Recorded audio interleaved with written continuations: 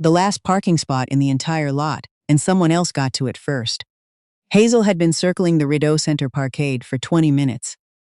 20 minutes she did not have, because her sister had called at exactly the wrong moment and she'd missed the spot on level 2, the one she always took, the one right beside the elevator. She gripped the steering wheel and watched the silver Honda slide in, smooth as anything, like it had been planned that way. She sat there for a moment, just sat there. Then the driver got out, a man maybe early 30s, in a gray coat that probably cost more than her rent, and he didn't even look up, didn't notice her waiting, just hit the lock button on his key fob and walked away, hands in his pockets, like he hadn't just stolen the only parking spot between her and getting to Bridget's birthday lunch on time. Hazel rolled down her window. "Excuse me," she called. He turned around. "I was waiting for that spot." He looked at her, then at the parking space, then back at her. "I didn't see you. I had my signal on. The signal was off when I pulled in." That was technically true. She had dropped her phone and her turn signal had clicked off and she'd been fumbling to pick it up. But that felt beside the point. The point was that she was already late and he was already infuriating. "It's fine," she said, even though it wasn't. She found a spot on level 4, squeezed between a minivan and a concrete pillar, and walked to the elevator with her bag crooked in her elbow and her jaw tight. By the time she got to the restaurant, Bridget and their mom were already seated, already halfway through the breadbasket, already talking about something that had happened at their mom's book club. "You're late," Bridget said, not looking up from the menu. "I know. The soup is good today," her mom said, sliding the bread toward her. "Sit down, sweetheart. Take a breath." Hazel sat. She took the bread. She did not take a breath, but she pretended to. That was November. She forgot about the parking spot by the time December came around, the way you forget small irritations once enough other things pile on top of them. She was busy anyway, 32 and newly promoted to project lead at the urban planning firm where she'd worked for 6 years. She had more on her plate than she knew what to do with. There were permit applications stacking up, a neighborhood consultation in Vanny she'd been dreading, and the ongoing situation of her apartment, which had a leak in the bathroom ceiling that her landlord kept promising to fix and kept not fixing. She didn't think about the man in the gray coat again. Until her mother brought him up at Christmas dinner. They were at the table, Hazel, Bridget, their mom Linda, their dad Patrick, and Bridget's husband who nobody really liked but everyone was polite to. And Linda had just cleared the turkey and brought out the cranberry trifle. And she set it down and said, very casually, the way she said things that were not casual at all, "I've been thinking. There's someone I'd like Hazel to meet." Patrick kept eating. Bridget looked up with interest. Hazel put down her fork. "Mom, his name is Reed. He's the son of my friend Dorothy from the community garden. He's an architect. He just moved back to Ottawa from Vancouver. He's very, Mom, grounded. That's the word Dorothy uses. Grounded. I don't need you to set me up. I know you don't need me to. I'm just saying I'd like you to meet him. Have coffee. One coffee, Hazel. That's all." Bridget was smiling into her trifle in a way Hazel found deeply annoying. Patrick said, "Pass the salt," which was the most he'd said all dinner. Hazel looked at her mother's face, at the hope in it, the genuine, uncomplicated hope, and she thought about the year she'd had, the relationship that ended in March, the promotion that came with twice the responsibility, and exactly the same feeling of loneliness at the end of the day, the bathroom ceiling that still hadn't been fixed. "One coffee," she said. Linda smiled like she'd won something. They met at a cafe on Elgin Street on a Tuesday in January, which was already a bad sign as far as Hazel was concerned, because January in Ottawa is its own particular kind of suffering, and nobody should be expected to make a good first impression while their face is being scoured by wind off the Rideau Canal. She got there 5 minutes early, claimed a table near the window, and ordered an Americano because it seemed like a no-nonsense choice, and she wanted to feel no nonsense about this whole thing. She was looking at her phone when the door opened, and a man walked in and shook the snow off his jacket and looked around the cafe, and then looked directly at her. Hazel stared. He stared. He was wearing a different coat. This one was dark navy. But she knew the jaw, the way he stood, the particular set of his shoulders that she had memorized in a moment of irritation in a parking garage in November. He walked over slowly. "You're Hazel," he said. "You're Reed," she said. A pause. "The parking spot," he said. "The parking spot," she agreed. He pulled out the chair across from her and sat down. There was a moment, just a moment, where both of them seemed to be deciding something. Then Reed picked up the menu and said, without looking at her, "I should tell you, I genuinely did not see your signal." "I know," Hazel said. "I dropped my phone." He looked up. Something shifted in his face, not quite a smile, but close to one. So we were both a little wrong. Don't push it, she said. He laughed, an actual laugh, sudden and unguarded, and it surprised her enough that she almost smiled back. Almost. They stayed for 2 hours. She hadn't planned that. She'd planned to stay 45 minutes.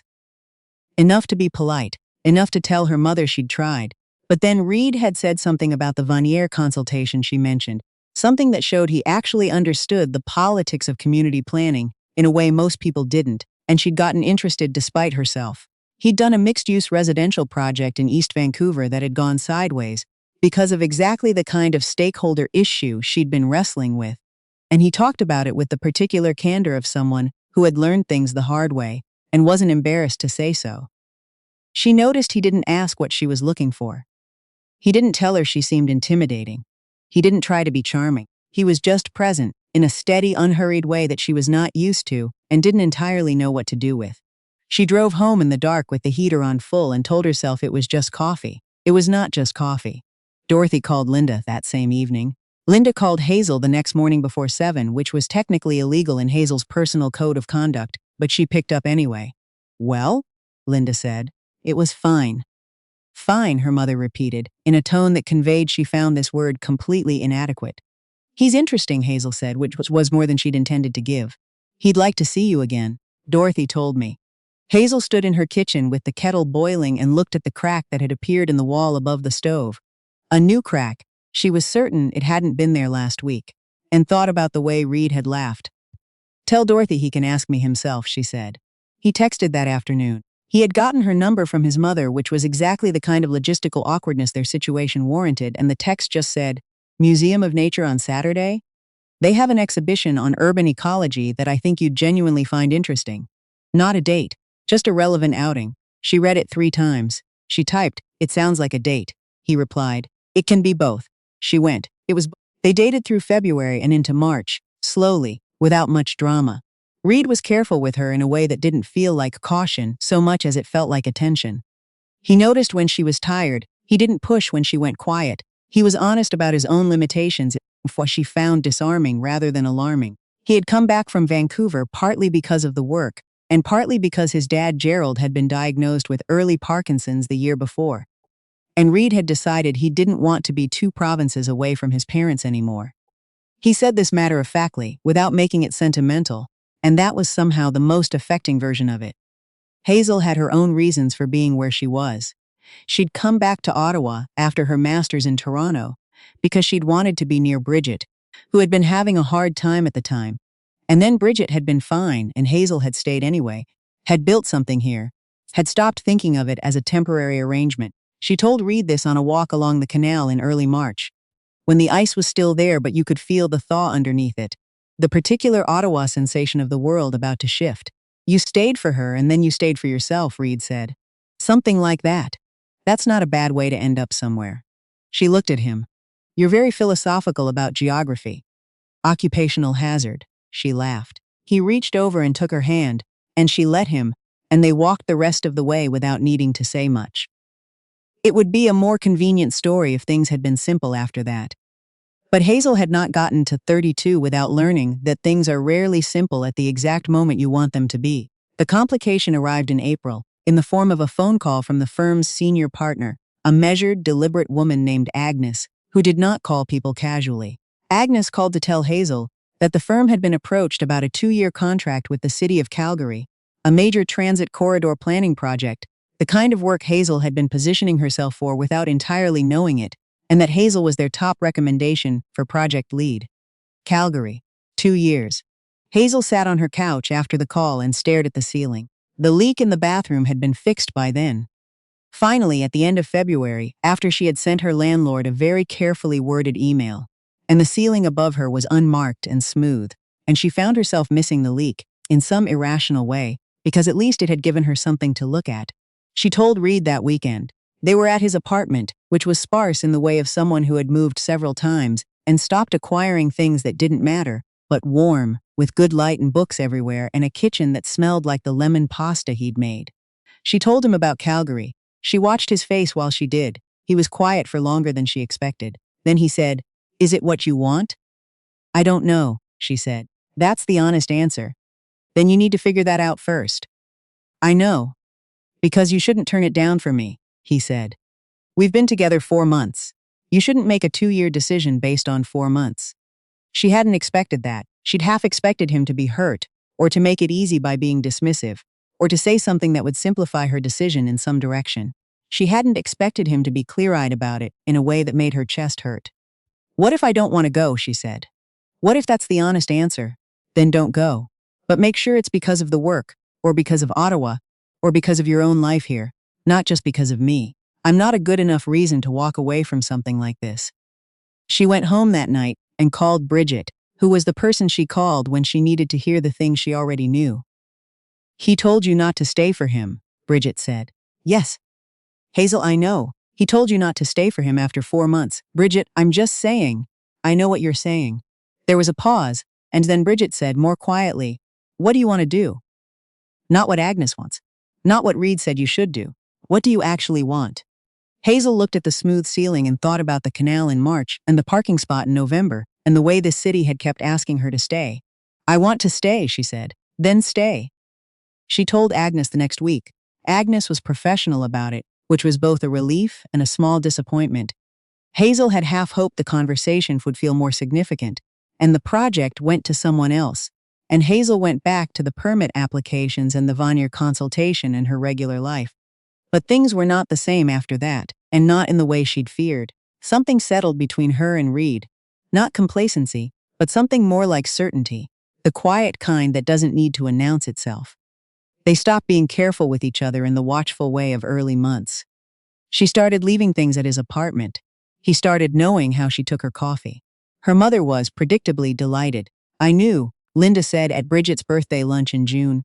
The same restaurant, the same bread basket. The moment Dorothy described him, I knew. Mom, I'm allowed to know things. You got lucky. Same thing, Linda said, and helped herself to more bread, satisfied. The harder moment came in August, and Hazel hadn't seen it coming. Which was the thing about harder moments, they rarely announced themselves. Reed's father Gerald had a bad fall. Not catastrophic, but bad enough. He was home within a week, but the fall accelerated conversations about care that the family had been having slowly, at the edges, and suddenly Reed's parents were talking about selling the house in the glebe and moving somewhere smaller, and Reed was at their place almost every evening helping them sort through 40 years of accumulated life. Hazel went with him sometimes. Dorothy was warm and grateful, and occasionally embarrassing in her gratitude toward Hazel, in a way that made Hazel feel she'd done more than she had. Gerald was quieter since the fall, more careful with his movements, but funny, wry and dry in a way that made it clear where Reed had gotten his sense of humor. One evening in late August, Hazel was helping Dorothy wrap the contents of the kitchen, while Reed was in the basement with Gerald going through a lifetime of tools and sporting equipment, and Dorothy said without preamble, he was lonely in Vancouver, you know. He worked too much and didn't let people close enough. He's not like that with you. Hazel kept wrapping. A ceramic bowl, then a set of small ramekins. He's good at this, she said. Being close. He learned it, Dorothy said. It didn't come naturally. He had to choose to get better at it. Hazel thought about that for a long time afterward. She thought about it in September when the permit applications finally cleared and the Vanier project got its approval, and she sat at her desk at 6 p.m. with the office empty, and felt something she hadn't felt in a long time, satisfied. Not just done. Satisfied. She thought about it in October, when Reed showed her the preliminary sketches for a project he was pitching, a mixed-income, residential development in Hintonburg that incorporated some of the community planning principles they'd talked about on their first date, which he acknowledged with a small, deliberate smile. She thought about it the night she found the letter. She hadn't been snooping. She wanted to be clear about that, at least to herself. She'd been looking for a pen in the drawer of Reed's desk. He was in the shower. She needed to write down a grocery list. She knew he kept pens in the top drawer, and the letter was just there, unsealed, folded once. Her eyes caught her own name. She put it back. She stood in the kitchen and waited for Reed to come out of the shower. There's a letter in your desk with my name on it, she said. He came out with his hair still damp and looked at her for a moment. I was going to give it to you. When? When I figured out the rest of what I wanted to say. He went to the drawer and got the letter and held it out to her. You can read it now if you want. It's not finished. She took it. She sat on the couch and she read it. It started the way letters sometimes start, a little stilted, like the writer was warming up. He wrote about the parking spot, which made her laugh involuntarily. alone on the couch while he stood in the kitchen watching her, and about the cafe on Elgin in January, and about the canal in March. He wrote about Calgary. He wrote about the things she had chosen, and the fact that she had never, to his knowledge, articulated what she had been choosing toward, only what she wasn't going away from. And he said that he thought about that sometimes, about the difference. Then the letter got quieter. He wrote that he wasn't sure how to say the thing he wanted to say, so he was just going to say it plainly. He wanted to build something here, with her, not because it was the next logical step, or because the timing seemed right, but because he had been paying attention for almost a year, and she was exactly the person he'd hoped she was when he sat down across from her in January. And he hadn't hoped that lightly. He wrote, "I know you make your own decisions. I know you don't need me to figure out what you want. I just wanted you to know what I want, in case it's useful information." The letter ended mid-sentence. He hadn't finished it. Hazel sat on the couch. She could hear Reed in the kitchen, very quietly doing nothing, waiting. She folded the letter along its original crease. She thought about a parking spot, and a snowy Tuesday, and a hand taken on the canal. She thought about the ceiling that had been fixed and the crack in the wall above the stove, and the way Ottawa felt, not like a place she had ended up, but like a place she had arrived at. She went into the kitchen. "You stopped in the middle of a sentence," she said. "I know." He looked at her carefully. "I couldn't figure out how to end it." She set the letter on the counter between them. "I think," she said, "that you could end it by telling me what comes next." He looked at her for a long moment. Then, "I'd like to stop renting." She understood immediately what he meant and what he was not quite saying and what he was actually saying underneath that. "I'd like that too," she said. It was not a grand declaration. There was no dramatic gesture, no one crying, no moment designed to be retold at dinner parties. It was just two people in a kitchen in Ottawa on an October evening, with a half-finished letter on the counter between them, deciding. But later, much later, the following spring, when they had found a place in Westboro and were moving in together, and her mother and Dorothy were both there on moving day despite not being invited, both of them ostensibly helping while actually just watching with enormous satisfaction. Linda found the letter in a box of Hazel's things and read it without asking, because Linda had never really learned to ask first. She read it standing in the middle of the living room with boxes stacked around her. Then she looked at Hazel and her eyes were bright, and she said, "He's a good writer." Hazel took the letter back. "He's a good person," she said. "That's the more important part." Linda nodded, like this was a distinction she found entirely reasonable. Outside, Reed and Gerald were arguing cheerfully about the correct technique for moving a bookshelf up a narrow staircase. Dorothy was offering opinions that neither of them had requested.